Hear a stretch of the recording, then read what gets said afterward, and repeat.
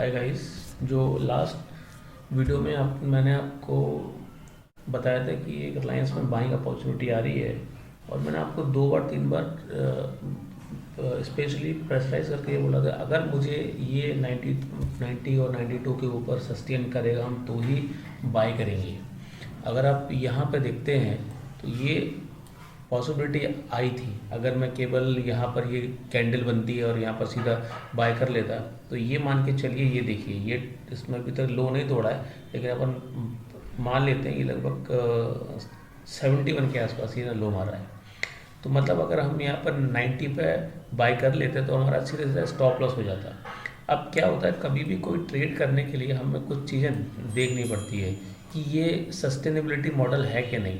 सबसे पहली बात तो मैंने आपको बताया कि मैं जब भी ट्रेड लूँगा मैं इस लाइन को रेस्पेक्ट कर रहा है नहीं कर रहा है। यहाँ पर किया, यहाँ पर किया, यहाँ पर किया, यहाँ पर किया, और यहाँ पर भी इसने रेस्पेक्ट किया, तोड़ के एकदम नहीं गया।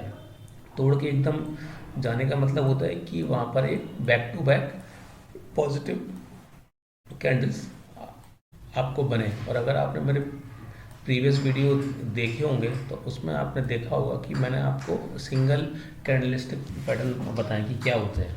वो सिंगलिस्टिक पैटर्न में अगर आप ये चीज़ देखेंगे ना, अगर आप इसको देखते हैं, अगर आप ये देखेंगे, ये चीज़, ये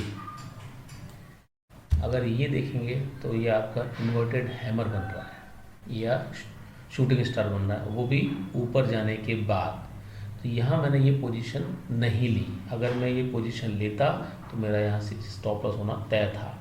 रेफरेंस लाइन तो है ही, रेफरेंस लाइन तो मैंने आपको बताया था, रेफरेंस का रिस्पेक्ट होना चाहिए। रिस्पेक्ट होने के बाद इसने सस्टेन नहीं किया।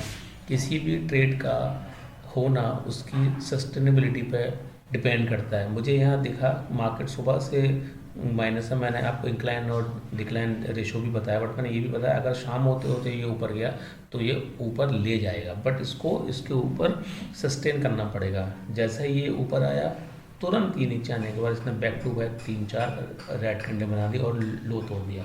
तो हमारा ट्रेड यहाँ मैंने लिया नहीं। क्यों? क्योंकि इसमें मुझे दिख रहा है कि सबसे पहली चीज़ इसने रेफरेंस लाइन का रिस्पेक्ट किया, ऊपर गया, तुरंत इसने एक रेड कैंडल बनाई। अब ये पूरी रेड कैंडल नहीं थी, ये पूरी ग्रीन कैंडल थी। ग्रीन कैंडल का कन्वर्जन इन रेड कैंडल बहुत डेंजर होता है। अगर वो ऐसा कुछ हो रहा है, ऐसा बन गया है, और सिंगल कैंडल, डबल कैंडल या ट्रिपल कैंडल का कुछ भी यहाँ पैटर्न बना रहा है, तो उस ट्रेड को अवॉइड करिए, वो फेक होता है। ठीक है, आपको कुछ भी फेक रिट्रेसमेंट मिलता है, फेक सिग्नल। तो ये सिग्नल फेक था, इसलिए हमने यहाँ पर ट्रेड नहीं लिया।